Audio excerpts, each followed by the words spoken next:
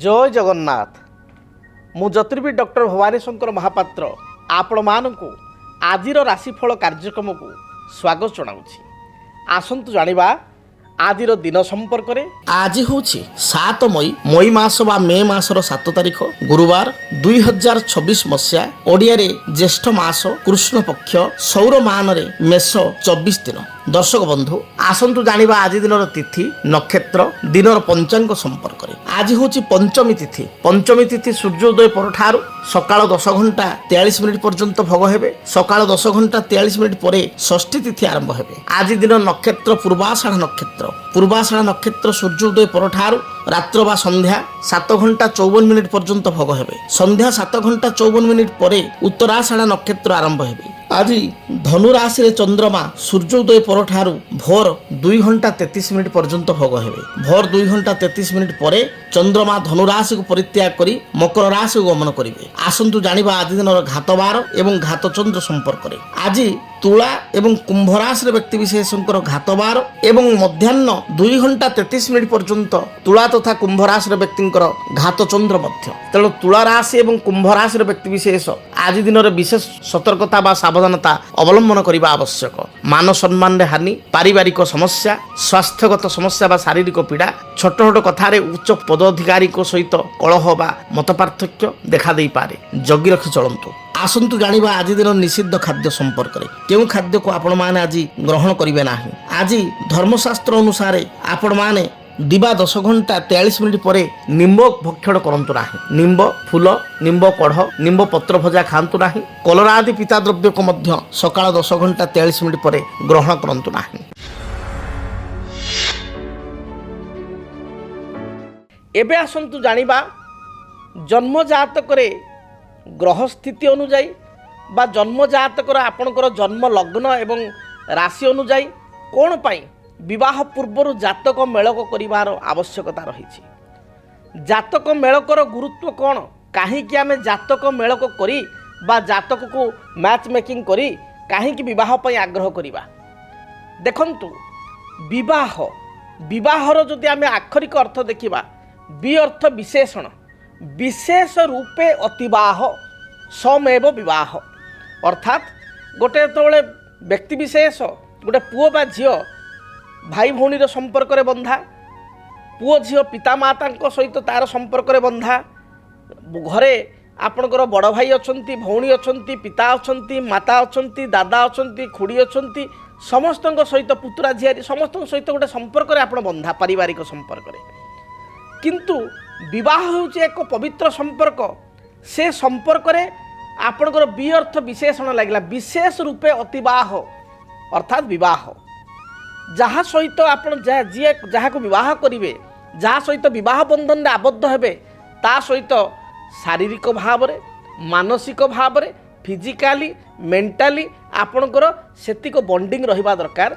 सेतिक आपणको भितरे भल पाइबा रहिबा दरकार। आजिर जुगरे देखा जाउछि विवाहर अल्प दिन परे दाम्पत्य जीवन में छोट छोट कथा को नहीं स्वामी स्त्री मध्य झगड़ा होउछि, कलह होउछि, अशांति होउछि। परिवार मध्य भल पाइबा विशेषकर स्वामी स्त्री मध्य भल पाइबा रहू नाही। आपण पूर्व समय देखिए 20 वर्ष तले बा 50 वर्ष तले घरे जदि आपण को पिता माँ को आपण माता को किसी कथा नहीं आकट कले कि रागी गले आपण माँ टिके एडजस्ट कर जाउथिले। आजिर समय रे स्वामी स्त्री भितर से एडजस्टमेंटा बहुत कम हो जाउछि। कारण जे सेमानक भितरे जो अतुट भल पाइबा थिला पिता माता भितरे बा आपण संपर्क भितरे मामू माई भितरे दादा खुड़ी भितरे वर्तमान देखा जाउछि आजिर समाज रे नवविवाहित दंपति मानक भितरे से जिनस रहू नाही। गीतारे गोटे कथा कहा जाइछि त्याग ही पुरुष श्रेष्ठम। जे त्यागी से होछि श्रेष्ठ पुरुष। जो जिनसटी आपण देखिथिबे पिलादिन लक्ष्य करि आस्थिबे आपण बापा को गोटे विषय भल लागे नाही, समतु बापा को मिठा भल लागे नाही। ताले माँ को मिठा भल लगे किंतु बापा को मिठा भल लगे ना। एभली स्थिति आप देखिए माँ कौन करती बापा को जेहेतु मिठा पसंद नुह, बापा को पसंद थिला बेले खाना जिनस लुणी जिनस टी तैयारी करी खाइबा दियंती। निज को मिठा भल लगुले भी खीरी भल लगुले भी से कंप्रोमाइज कर दियंती। ताही त्याग, त्याग ही पुरुष श्रेष्ठम। केवल मु कहबिनी जे गोटे स्त्री कंप्रोमाइज करिवो, स्वामी मध्य अनेक समय रे स्त्री को पई सेति कंप्रोमाइज करुथिले। सेठी देखिबे ସବୁଦିନେ ବାପାଙ୍କ ରହିବ, ବେଳେବେଳେ ମାଆଙ୍କ କଥା ବି ରହେ, ବେଳେବେଳେ ମାଆଙ୍କ ପାଇଁ ବାପା କିଛି ଗୋଟେ ଉପହାର ଦିଅନ୍ତି ବା ତା ମନ କିଣନ୍ତି। ତ ସେଇ ଯେଉଁ ବଣ୍ଡିଂ, ସେଇ ଯେଉଁ ଭଲ ପାଇବା, ସେଇଟା ନିର୍ଣ୍ଣୟ କରେ ଜାତକ ମେଳକ ଉପରେ ଏବଂ ଜାତକ ଉପରେ ମଧ୍ୟ।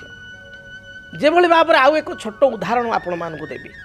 ଆପଣ ଗୋଟେ ଟ୍ରେନ୍ର ବଗିରେ ଯାତ୍ରା କରୁଛନ୍ତି, ଧରନ୍ତୁ ଦୂର ଯାତ୍ରା କରୁଛନ୍ତି, ଆପଣ କଟକରୁ ଭୁବନେଶ୍ୱରରୁ ବା ଆପଣଙ୍କ ନିଜ ଅଞ୍ଚଳରୁ ଆପଣ ଯାତ୍ରା କଲେ ଦିଲ୍ଲୀ।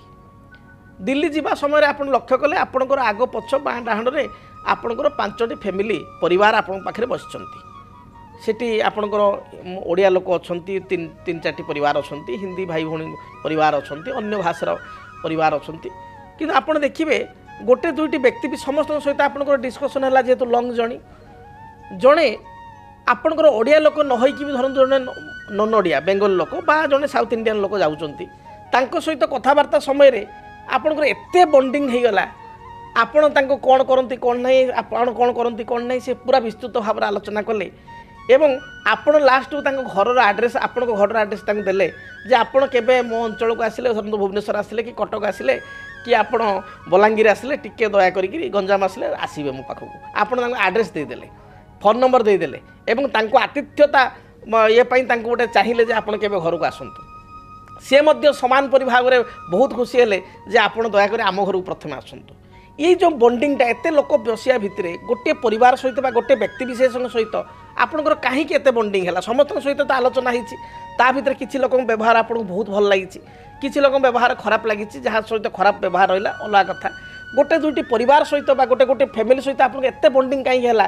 ଆପଣଙ୍କ phone number, mobile number, personal address ତାଙ୍କୁ ଦେଲେ ଏବଂ ଆସିବା ପାଇଁ ବହୁତ ଅନୁରୋଧ କଲେ। ତା କାରଣ ହେଉଛି ତାଙ୍କର ଯେଉଁ ମେଣ୍ଟାଲିଟି, ତାଙ୍କର ଯେଉଁ କଥାବାର୍ତ୍ତା ମେଣ୍ଟାଲିଟି, ତାଙ୍କର ଯେଉଁ ବିଚାରଧାରା ଏବଂ ଆପଣଙ୍କର ଯେଉଁ ବିଚାରଧାରା, ଏ ବିଚାରଧାରା ଉଭୟଙ୍କ ବିଚାରଧାରା ପରସ୍ପରକୁ ମନକୁ ପାଇଲା। ଯେହେତୁ ଦୁହିଁଙ୍କର ବିଚାରଧାରା ପରସ୍ପର ମନକୁ ପାଇଲା, ତେଣୁ ଆପଣ ଭାବିଲେ ଯେ ଅତି ଇଏ ଲୋକ ବହୁତ ଭଲ ଲୋକ, ଆଙ୍କ ସହିତ ଗୋଟେ ସମ୍ପର୍କ ରହିଲେ ଭବିଷ୍ୟତକୁ ଭଲ, ତେଣୁ ଆପଣ ତାଙ୍କୁ ଇନଭାଇଟେସନ୍ଟି କଲେ। ସେଇଭଳି ଭାବରେ ଜନ୍ମ ଜାତକରେ ସେଇ କଥା ରହିଛି। ଯଦି ଆମେ ଗୁରୁତ୍ୱ ଭାବରେ ଦେଖିବା, ଯଦି ଆମେ ତା ଭିତରେ ବି ଦେଖିବା, କେବଳ ଜାତକ ମେଳକ ଯେ ପୁଅ ଝିଅଙ୍କ ଭିତରେ ହୁଏ ନାହିଁ, ଦୁଇ ଜଣ ବନ୍ଧୁ ଭିତରେ, ଦୁଇ ଜଣ ବନ୍ଧୁ ପାର୍ଟନରସିପ୍ ବ୍ୟବସାୟ କରୁଛନ୍ତି, ସେଠି ମଧ୍ୟ ଜାତକ ମେଳକର ଆବଶ୍ୟକତା ରହିଛି। କାରଣ ଦେଖିବେ ବହୁତ ସମୟରେ ପାର୍ଟନରସିପ୍ ବ୍ୟବସାୟ କରିକିରି କିଛି ଦିନ ପରେ ବ୍ୟବସାୟ ଭାଙ୍ଗିଯାଏ, ପରସ୍ପର ମତାନ୍ତର ମନାନ୍ତର ହୁଏ। ଯେଉଁ ଦୁଇ ଜଣ ଅତି ଘନିଷ୍ଠ ବନ୍ଧୁ ଥାଆନ୍ତି ସେମାନଙ୍କ ଭିତରେ କଳହ ଅଶାନ୍ତି ହେଇକିରି ଚରମ ସୀମାରେ ପହଞ୍ଚିକିରି ପରସ୍ପର ସମ୍ପର୍କ ମଧ୍ୟ କଟିଯାଏ। ତେଣୁ ସେଠି ମଧ୍ୟ ଜାତକ ମେଳକ କରିକିରି ବା ଜାତକକୁ ତର୍ଜମା କରିକି ପାର୍ଟନରସିପ୍ରେ ଆଗକୁ ଯିବା ଉଚିତ। ତେଣୁ କେବଳ ବିବାହ ଯେଉଁମାନେ କରିବେ ସେ ଦାମ୍ପତ୍ୟ ଜୀବନ ପାଇଁ ଜାତକ ମେଳକ ତା ନାହିଁ। ଆପଣ ଯେଉଁ ଲୋକଙ୍କୁ ଫୋନ୍ ନମ୍ବରଟି ଦେଲେ, ଯାହାଙ୍କ ସହିତ ଭଲ ସମ୍ପର୍କ ଯେଉଁ ପରିବାର ସହିତ ରହିଲେ, ତାଙ୍କ ପରିବାରଙ୍କ ମୁଖ୍ୟ ସହିତ ବା ତାଙ୍କ ପରିବାର ଲୋକଙ୍କ ସହିତ ଆପଣଙ୍କର ଜନ୍ମ ଜାତକ ମିଶିଯିବ, ନିଶ୍ଚୟ କିଛିଟା ଭଲ ଖାପ ଖାଉଛି। ସେଥିପାଇଁ ଆପଣଙ୍କ ଆଇଡ଼ିଓଲୋଜି ଖାପ ଖାଉଛି, ମେଣ୍ଟାଲିଟି ଖାପ ଖାଉଛି ଏବଂ ଆପଣ ତାଙ୍କୁ ନିମନ୍ତ୍ରଣ କଲେ, ସିଏ ମଧ୍ୟ ସମ ପରିମାଣରେ ଆପଣଙ୍କୁ ଭଲ ପାଇଲେ, ସିଏ ମଧ୍ୟ ନିମନ୍ତ୍ରଣ କଲେ।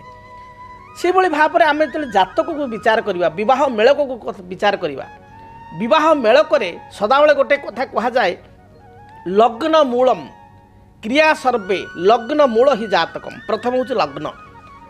ଧରନ୍ତୁ ଆପଣଙ୍କର ପୁଅଟିଏ ଅଛି, ସେ ପୁଅର ଲଗ୍ନ ହେଉଛି ମେଷ ଲଗ୍ନ, ଲଗ୍ନାଧିପତି ହେଉଛନ୍ତି ମଙ୍ଗଳ। ତେଣୁ ମଙ୍ଗଳଙ୍କର ମିତ୍ର ଗ୍ରହ କିଏ? ନା ମଙ୍ଗଳଙ୍କର ମିତ୍ର ଗ୍ରହ ହେଉଛନ୍ତି ଆପଣଙ୍କର ଚନ୍ଦ୍ର, ରବି, ବୃହସ୍ପତି। ଆପଣ ଜଣେ ମୀନ ଲଗ୍ନ ଝିଅ ସହିତ ବିବାହ କଲେ, ଧନୁ ଲଗ୍ନ ଝିଅ ସହିତ ବିବାହ କଲେ, ଯାହାର ଅଧିପତି ହେଉଛନ୍ତି ବୃହସ୍ପତି, ମଙ୍ଗଳ ବୃହସ୍ପତି ମିତ୍ର। କର୍କଟ ଲଗ୍ନ ପୁଅ ସହିତ ବିବାହ କଲେ, ଅଧିପତି ଚନ୍ଦ୍ର ମିତ୍ର। ସେଇ ମେଷ ଲଗ୍ନ ବା ବିଛା ଲଗ୍ନ ପିଲା ସହିତ ବିବାହ କଲେ, ଅଧିପତି ହେଉଛନ୍ତି ଆପଣଙ୍କର ମଙ୍ଗଳ ସମାନ ଅଧିପତି। ବା ସିଂହ ଲଗ୍ନ ପିଲା ସହିତ ବିବାହ କଲେ, ଅଧିପତି ହେଉଛନ୍ତି ରବି। ତ ସେଇ ପୁଅ ଝିଅଙ୍କର ଯେହେତୁ ଲଗ୍ନାଧିପତି ପରସ୍ପରର ମିତ୍ର, ତେଣୁ ସେମାନଙ୍କ ଭିତରେ ଗୋଟେ ଭଲ ସମ୍ପର୍କ ନିଶ୍ଚୟ ରହିବ, ତାଙ୍କ ଭିତରେ ନିଶ୍ଚୟ ଗୋଟେ ବଣ୍ଡିଂ ଜାତ ହେବ, ଯେଉଁ କହନ୍ତି ଭାବର ଆଦାନ ପ୍ରଦାନ ବା ଭଲ ପାଇବା ଜାତ ହେବ। ସେଇଭଳି ରାଶ୍ୟାଧିପତି ପରସ୍ପର ମିତ୍ର ହେବା ଦରକାର। ଯେତେବେଳେ ଆପଣ ଜାତକ ମେଳ କରୁଛନ୍ତି, ସେତେବେଳେ ଆମେ ଅନେକ ସମୟ ଦେଖୁ ଦଶ ମେଳକ ବହୁତ ଲୋକ କରନ୍ତି। ସେ ଦଶ ମେଳକ ଆପଣ କହିପାରିବେ ଗୋଟେ ସାଧାରଣ ମେଳକ, ଗୋଟେ ପାସ୍ ମାର୍କ ହେଇପାରେ, କିନ୍ତୁ ଗୋଟେ ଡେଷ୍ଟିନେସନ୍ ମେଳକ ଆମେ ସେଇଟା ହେଲା ନାହିଁ। ଗୋଟେ ଅତି 60% ଏଭବ୍ରୁ ଅଧିକ ମ୍ୟାଚିଂ କଲେ ଆମେ କହିବା ଗୋଟେ ବହୁତ ଭଲ ମେଳକ, ଆଦର୍ଶ ମେଳକ ହେଲା। ତେଣୁ ଯଦି ଗୋଟେ ବିବାହ, ତ ଆପଣଙ୍କର ବାଲିଘର ନୁହଁ, ଆଜି ବିବାହ ହେଲା କାଲି ଭାଙ୍ଗିଗଲା। ବିବାହ ହେଉଛି ଲାଇଫ୍ ଲଙ୍ଗ୍। ଶାସ୍ତ୍ରରେ ବି କୁହାଯାଏ, wife is not necessary in young days but wife is most necessary in old age कहीं कहगला ये कथाटी ये यंग एज रे स्त्री जेतिक आवश्यक ना वार्धक्य समय स्त्री को चिन्ह बोली कथार अच्छी वार्धक्य समय जो आपण को बयस हो जाइए 75-80 आपण स्त्री को बयस हो जाइए 68-72 पिला माने सब सेटल होते विदेश रे से आप पानी ग्लासटे मागिले आपण स्त्री आंठू दरज थी कि आंठू गंठी जंत्रणा थी तथापि पानी ग्लासटे हाथ थरे थरे आनिक देवे that is called true love सेटा ही प्रकृत भल पाइबा आदिर समय भल पाइबार संज्ञा अलग पिला तेणु ये जो भल मैचिंग बा आदर्श मेलक जदि जातक है आम जदि टपिक उपर को आसवा रास्याधिपति परस्पर मित्र लग्नाधिपति परस्पर मित्र आप जानतु से आपणकर 30-40% जातक मिसीगला मैच होगला तेणु ताको आग गुरुत्व देवे जदि विपरीत धर्मर लग्न सहित बह करेंगे बा लग्न में विपरीत धर्मर लोक माने ग्रह बसी थे फॉर एग्जांपल आम गोटे उदाहरण भाव में बुझा आपण झीर लग्न हूँ मेष लग्न एवं लग्न में बसती मंगल आउ जो पिला सहित जो पुओ सहित बह कले से पिलार हूँ धरतु आपणकर कन्या लग्न लग्न में बसती बुध आपणकर जिते भी बाकी ग्रह सूझी था जिते भी आपणकर नाक्षत्रिक मेलक हो नागनाड़ी दोष न था जहाँ भी था जदि से जगह बह करेंगे ताले मु ग्यारंटी देवी डिवोर्स सुनिश्चित विच्छेद सुनिश्चित कारण दुई जनकर लग्न विरोधात्मक लग्न में विरोधात्मक अधिपति बसिले से भाई गोटे पुअर जातक लग्न में मंगल एवं आउ गोटे झीर जातक लग्न में शनि ये क्षेत्र में विरोधात्मक होगला तेणु आपण लग्न में बसी ग्रह एवं लग्नाधिपति एवं रास्याधिपति एमाने जदि मित्र बसीगले ताले बाकी जगह जो असुविधा थी जातक मंगल दोष अच्छी कालसर्प दोष अच्छी ये भी बहुत समस्या थाए जातक अन्यान्य असुविधा अच्छी ताहले मध्य समस्या थिले मध्य गोटे रिसर्च देखा जाइछि कारण ये गणमाध्यम मोर 24 वर्ष होगला विभिन्न गणमाध्यम आपणकर प्रोग्राम करवा शो करवा अनेक जातक देखी मो निजर एक्सपीरियंस मो दृढ़तार सहित कहूँ जदि अन्यान्य किसी भी दोष थाए मंगल दोष अन्यान्य दोष किंतु लग्नपति रास्याधिपति लग्न में बसी उभयंकर पुओ झील लग्न जदि मित्र थांती ताले साधारण समस्या टिके ही पारे किंतु गुरुतर समस्या आड़ को जीव ना उभयंक भितर गोटे बंडिंग रहिबो मैचिंग रहिबो एमित तो दाम्पत्य कलह बसइबो एमित तो पारिवारिक जीवन में कलह रोची तेणु जातक मेलकर गुरुत्व सदाबले अच्छी ये हूँ लग्न रास्याधिपति और लग्न में बसी ग्रह मित्र हवा दरकार यहाँ प्रथम नियम एवं यही नियमटी 50% धरतु 40-50% काम करें या प्रथम गुरुत्वर सहित बुझा दरकार तापर बाकी ग्रहंकर अवस्थिति देखिए धरतु आपण पुओ जातक अच्छी सप्तमेश नीच अच्छी सप्तमाधिपति नीच अच्छी सप्तमाधिपति ग्रह को पाप ग्रह देखुं माने विवाह पर किसी समस्या रही सप्तम स्थान बाधित होती दाम्पत्य सुखर किसी वंचित हो पारे स्त्रीर स्वास्थ्यगत समस्या देखा दे पारे ये समस्त कथा पुओ जातक अच्छी मात्र जो झीटी बह करेंगे से झीर लग्नाधिपति उच्च अच्छी लग्न हूँ शरीर मनोबल से उच्च अच्छी ताने से पुओ जातक यद्यपि झील रगिणा बा बहु रगिणा जोग देखा कि बहु जातक लग्नपति उच्च अच्छी लग्न में पापग्रह नहांती ताले बहु निरोगी होगला तो पुओ जातक भाग्य को जातक मेलक करने द्वारा आप रगिणा स्त्रीटे भाग्य लिखाई मात्र गोटे निरोगी एवं माने उत्तम स्वास्थ्यवान झीटी आप सहित बह कले जोटा कि पुअर जो समस्या थिला से समस्याटी जातक मेलक द्वारा कटिगला पुओ जातक धरतु अच्छी आप धनाधिपति नीच अच्छी धनर ग्रहटी नीच अच्छी तार जातक आम देखिए धन ग्रह नीच हेले बा धनाधिपति लाभाधिपति नीच बृहस्पति दुर्बल किंतु जो बहुटी आप कले जातक मेलक करी से बहुर धनाधिपति ग्रह उच्च मित्र गृहस्थ धनकारक गुरु सहित युक्त बा बृहस्पति जातक उच्चस्थ एवं बृहस्पति जगकारक से लग्न पाई से झीर धरतु लग्न मेष लग्न बा कर्कट लग्न बा आपणकर धनु लग्न मीन लग्न एपरी स्थिति रे पुओ जातक आर्थिक स्थिति दुर्बल थिले मध्य बहु पाइका आपण पुओर आर्थिक स्थिति बहुत मजबूत हो तेणु जातक मेलक परंपरा कहीं शास्त्र आरंभ बहुत जुग आरंभ कहीं रही जे जातक मेलक कले आम पुओ पाखे जदि किसी दुर्बलता रही ताले आमे से दुर्बलता अन्य झील पाखे से दुर्बलता को काटिदेले ता से ग्रह गुड़िक जो उच्च थे से 10टी बा से 10टी माफ हो उभयक भितर गोटे अंडरस्टांडिंग मैच रुभयक भितर संपर्क भल आम पुओ जातक जो दुर्बलता रही जदि झील पाखे से दुर्बलता नथिबो एवं से ग्रह गुड़िक उच्च होते ताहले से मैनेजेबल हो ଆପଣ ଗୋଟେ କଥା ଶୁଣିକି ଆଶ୍ଚର୍ଯ୍ୟ ହେବେ ଶେଷରେ କହିବି ଏଇଟା ତ ଆପଣ ଜାଣିଛନ୍ତି ଆପଣମାନେ ସୃଷ୍ଟିର ପ୍ରତ୍ୟେକ ଜିନିଷ କାଲକୁଲେସନରେ ଚାଲେ ପ୍ରତ୍ୟେକ ଜିନିଷ H2O ଆପଣଙ୍କର ଦୁଇଟା ହାଇଡ୍ରୋଜେନ୍ ଏବଂ ଗୋଟେ ଅକ୍ସିଜେନ୍ ତେଣୁ ସବୁ ଜିନିଷର ଗୋଟେ କାଲକୁଲେସନ୍ ଅଛି ଯଦି ଆପଣଙ୍କ ଝିଅ ଜାତକରେ ବା ଆପଣଙ୍କ ପୁଅ ଜାତକରେ କିଛିଟା ଜିନିଷ ଦୋଷ ଅଛି ଜାତକ ମେଳକ କରିବା ଦ୍ୱାରା ସାମ୍ନା ଲୋକର ସେ ଦୋଷଟା ଯଦି ନଥିବ ଏବଂ ସେ ଗ୍ରହଗୁଡ଼ା ଯଦି ଉଚ୍ଚ ଥିବେ ତାହେଲେ ଖଣ୍ଡନ ହୋଇଥାଏ ସେଥିପାଇଁ ଜାତକ ମେଳକକୁ ସଦାବେଳେ ଗୁରୁତ୍ୱ ଦିଆଯାଇଛି ତେଣୁ ଏ ବିଷୟରେ ତ କେବେ ଆମେ ବିସ୍ତୃତ ଭାବରେ ମଧ୍ୟ ଆଲୋଚନା କରିବା କିନ୍ତୁ ମୌଖିକ କଥା ମୁଁ ଆପଣଙ୍କୁ କହିଲି ବା ସଂକ୍ଷେପରେ ଆପଣଙ୍କୁ କହିଲି ଯେ ରାଶ୍ୟାଧିପତି ଲଗ୍ନାଧିପତି ଏବଂ ଲଗ୍ନରେ ବସିଥିବା ଉଭୟଙ୍କର ପତି ପତ୍ନୀଙ୍କର ଗ୍ରହ ଯଦି ମିତ୍ର ଥିବେ ତାହେଲେ ଆପଣ ଜାଣିବେ ଯେତେ ବି ଜୀବନରେ ବାଧା ଆସୁ ସ୍ୱାମୀ ସ୍ତ୍ରୀ ଅଲଗା ହେବେ ନାହିଁ ଏବଂ ସ୍ୱାମୀ ସ୍ତ୍ରୀଙ୍କ ଭିତରେ ବଣ୍ଡିଂ ରହିବ जदि आपणक जीवन रे व्यक्तिगत पारिवारिक समस्या कर्मक्षेत्र नियुक्ति वैवाहिक समस्या वास्तुदोष एवं माली मकदमा आदि समस्या थाए ताहेले समस्यार समाधान और परामर्श पाई आमकु जोगाजोग करंतु ज्योतिर्विद doctor Bhavani Shankar Mahapatra Budheswari colony plot number 26 Bhubaneswar phone number 9776833302 9439444924 आमर वेबसाइट www.srijagannathastro.com एबे आसंतु जानिबा मेष ठारू मीन पर्यंत आपण मानक पई आज दिनटी किपरि कटिबो से संपर्क रे मेष राशि मेष राशि रे व्यक्ति विशेषक पई आज दिनटी मध्यम रहिबो पूर्वरु स्वास्थ्यगत समस्या थिले ता दूरीभूत हेबो किछि अधिका पाइबार आशा मन भितर जात हो पारे बा कोनोसी द्रव्य को आपण लक्ष्य करी पाइबा पई चिंता करि पारंती कर्म जीवन अनुकूल रहिबो व्यवसायी माने व्यवसाय रे अधिक इन्वेस्टमेंट करंतु नाही रिस्की इन्वेस्टमेंट हे जीवो अधिका इन्वेस्टमेंट कले गृहिणी मानक पई महिला मानक पई दिनटी शुभर कटिबो विद्यार्थी मानक पई दिनटी शुभ रहिछि आपणक पई शुभ रंग हळदी लाल एवं आपणक खैर एही रंगर वस्त्र व्यवहार करंतु संख्या हिसाब से नंबर 9 को व्यवहार करंतु अधिक शुभ फल प्राप्ति पाई घर जिते आप बाहर को जाउचंती माँ दुर्गा निकट में 9 गोटी आपण लाल रंगर मंदार फूल अर्पण करी दूरयात्रा करंतु दिनटी शुभप्रद है वृष राशि पारिवारिक जीवन में जो बाधा विघ्न थिला ता दूरीभूत हेब कर्मक्षेत्र आपण पई सुखप्रद हेब मांकर किसी स्वास्थ्यगत समस्या थिले स्वास्थ्य रे उन्नति आसीबो परिलक्षित हेबो आपणकर बहु दिन अटिक रही कार्य आज दिन समाधान हेबो कोर्ट कचेरी विचाराधीन मकदमा रे आपण विजय लाभ करिवे आपणक पई शुभ रंग धला सबुज एवं नील ए रंग को व्यवहार करंतु शुभ संख्या हिसाब से नंबर 6 को व्यवहार करंतु अधिक शुभ फल प्राप्ति पाई घर जितेबाला आपण बाहर को जाउचंती सामान्य दही खाई बा चामुचे दही खाई आपण दूरयात्रा करंतु दिनटी शुभप्रद हेबो मिथुन राशि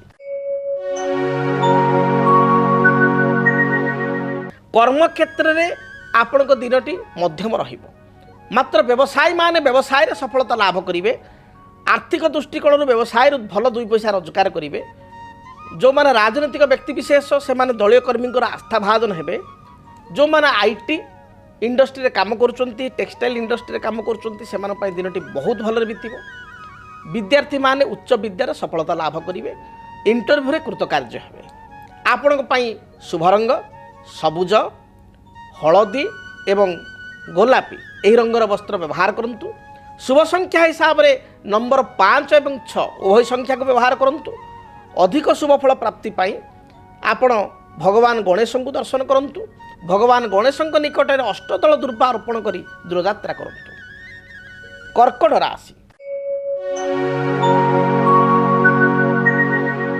कर्कट राशि व्यक्ति विशेष मानसिक स्तर में आज बहुत स्ट्रंग रहिबे बा मनोबल आपणकर दृढ़ रहिबो प्रत्येक असाध्य कार्य को साधित करिवे पारिवारिक जीवन में जो बाधा विघ्न थिला ता दूरीभूत हेबो अन्यर मन को आपण जिणी पारिबे बा अन्यर माइंड को आपण रीड करि पारिबे गृहिणी मानक पाई महिला मानक पाई दिनटी शुभप्रद रहितिबारु प्रत्येक क्षेत्र में सफलता प्राप्ति करिवे धर्म कार्य प्रति बा धार्मिक कार्य प्रति आपणक मन बढ़िबो आज दिन में विद्यार्थी माने उच्च विद्यारे सफलता प्राप्ति करेंगे संतान कार्यकलाप आपण मानक आत्मसंतोष प्रदान करिवो बा संतान चिंता थिले ता दूरीभूत हेबो शुभ रंग हिसाब से हलदी धला एवं कमला रंगर वस्त्र व्यवहार करंतु।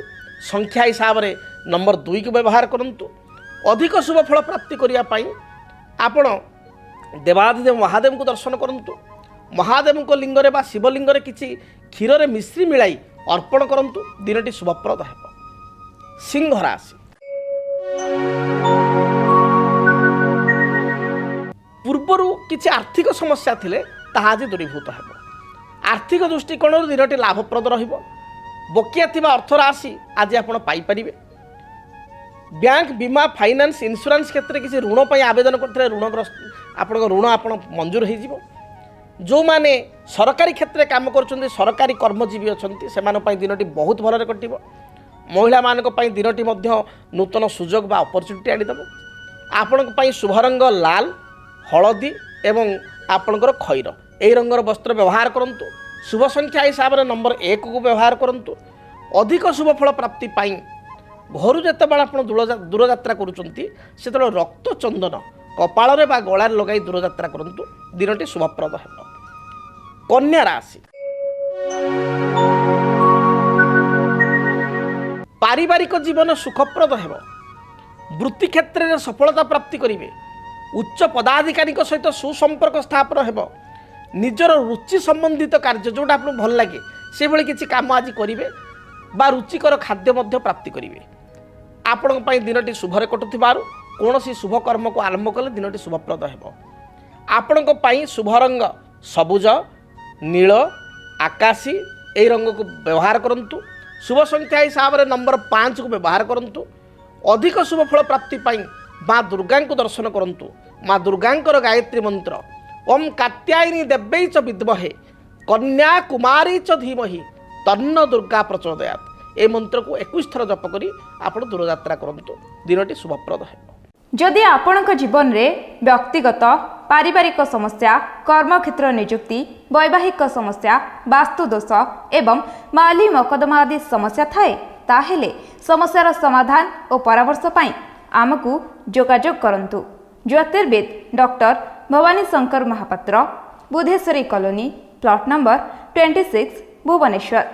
Phone number 9776833302 9439444924। आमर वेबसाइट www.srijagannathastro.com। आसंतु जानिबा तुला राशि व्यक्ति दिनटी किपरि कटिबो। तुला राशि व्यक्ति विशेष दिन भल जाऊ नथिबारु जगी रखी चलंतु। शारीरिक बाधा स्वास्थ्यगत समस्या देखा दे पारे। निज अति आपणार लोक बा अंतरंग लोक आपण सहित छलना करि पारे। जगी रखी चलंतु। शरीर रे अंटा पिठी मेरुदंड जंत्रणा स्किन एलर्जी महिला मानकर पेट जनित समस्या देखा दे पारे। विद्यार्थी मानक पई दिनटी भल जाऊ नथिबारु अधिक परिश्रम करिया पई पड़िबो। प्रतियोगितामूलक परीक्षा थिले प्रॉपर्ली प्रिपेयर होकर आपको जीवा पड़ो। शुभ रंग आपण धला सबुज गोलापी यही रंगर वस्त्र व्यवहार करंतु। अधिक शुभ फल प्राप्ति पाई आपण गोमातार सेवा करंतु। धला गाई को आपण किछि घास बा घास बदल किछि शाग बिड़ा खाइबा को दियंतु। दिनटी शुभप्रद हेबो। बिच्छा राशि पूर्वर अधा अधूरा अटिकी रही कार्य को आज दिन आरंभ करंतु। देखिए निश्चय ता कंप्लीट हो पूर्णांग हो। पारिवारिक जीवन सुखप्रद हेबो। भाई भौणी मध्य उत्तम संपर्क बा भाई भाई मध्य उत्तम संपर्क देखा देव। भाई बा भौणी ठार साहाय्य उपहार प्राप्ति करेंगे। घर को विवाह व्रतादि मांगलिक कार्य किसी इनभाइटेशन कार्ड आपको आसीपे बा निमंत्रण पत्र आसीपे। दाम्पत्य जीवन सुखप्रद हेबो। विद्यार्थी मानक महिला मानक दिनटी भलरे बीतिबो। शुभ रंग हिसाब से हलदी लाल एवं गोलापी रंग को व्यवहार करंतु। शुभ संख्या हिसाब से 3-9 को व्यवहार करंतु। अधिक शुभ फल प्राप्ति पाई हनुमान को दर्शन करंतु।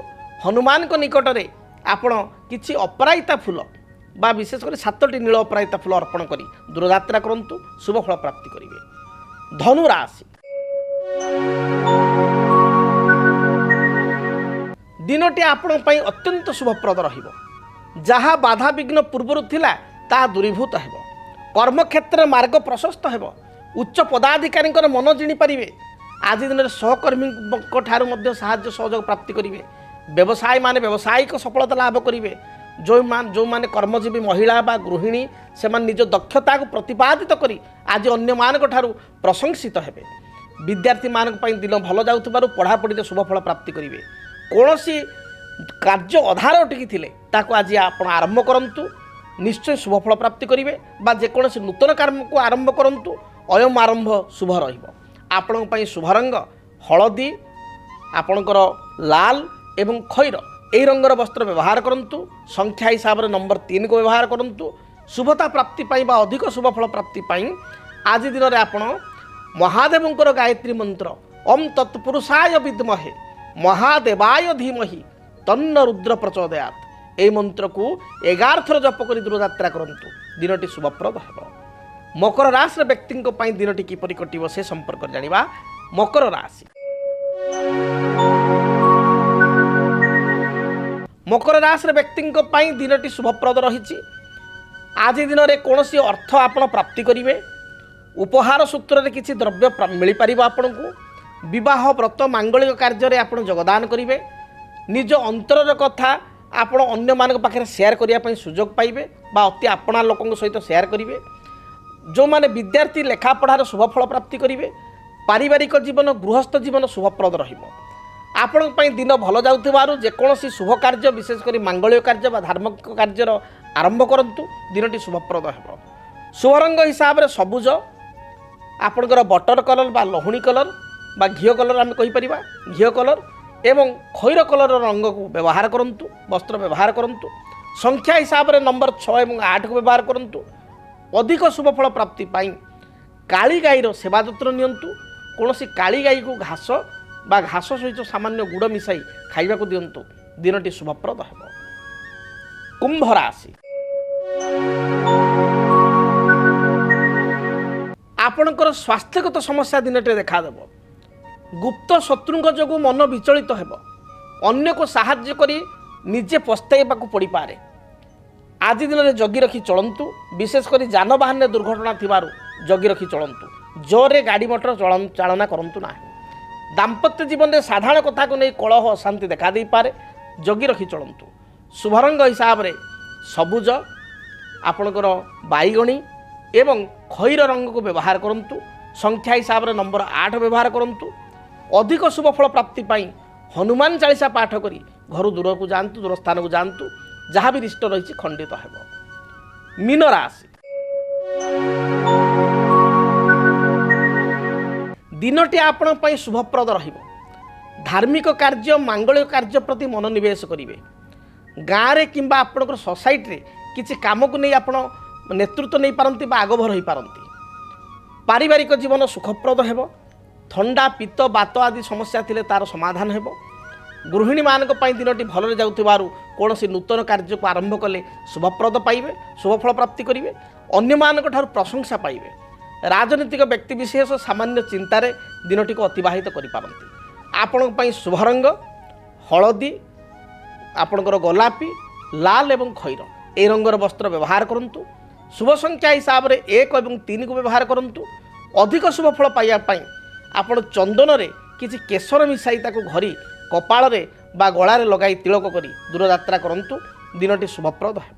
ଯଦି ଆପଣଙ୍କ ଜୀବନରେ ବ୍ୟକ୍ତିଗତ ପାରିବାରିକ ସମସ୍ୟା, କର୍ମକ୍ଷେତ୍ର ନିଯୁକ୍ତି, ବୈବାହିକ ସମସ୍ୟା, ବାସ୍ତୁଦୋଷ ଏବଂ ମାଲି ମକଦ୍ଦମା ଆଦି ସମସ୍ୟା ଥାଏ, ତାହେଲେ ସମସ୍ୟାର ସମାଧାନ ଓ ପରାମର୍ଶ ପାଇଁ ଆମକୁ ଯୋଗାଯୋଗ କରନ୍ତୁ।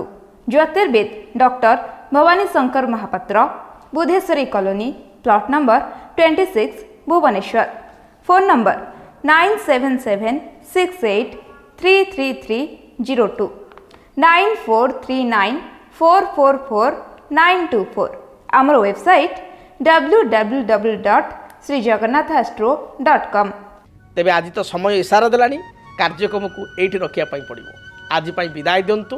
ରହୁଛି। ଜୟ ଜଗନ୍ନାଥ। ଚକ୍ରବତ୍ ପରିବୃତ୍ତନ୍ତେ ଦୁଃଖାନି ଚ ସୁଖାନି ଚ। ହଁ ଦର୍ଶକ ବନ୍ଧୁ, ଜୀବନରେ ସୁଖ ଦୁଃଖ ଚକ୍ରର 2 ଭାଗ ଭଳି। ତେବେ ଆପଣମାନେ ଜାଣିବା ପାଇଁ ଚାହୁଁଛନ୍ତି ଇଂରାଜୀ ମାସ ମଇ ମାସ ଆପଣଙ୍କ ପାଇଁ କିପରି ରହିବ? ପାରିବାରିକ ଜୀବନ आर्थिक स्थिति कर्मक्षेत्र वृत्तिगत जीवन व्यावसायिक स्थिति किपरि रहे मेष ठारू मीन पर्यंत द्वादश राशि 12 राशि आपण राशि विस्तृत राशिफल देखा चैनल को सब्सक्राइब करूँ मेष ठारू मीन पर्यंत द्वादश राशि आपण राशिफल केवल DTV ओडिया DTV ओडिया देखिवा पई सब्सक्राइब करंतु एवं बेल आइकन को मध्य दबाई दियंतु।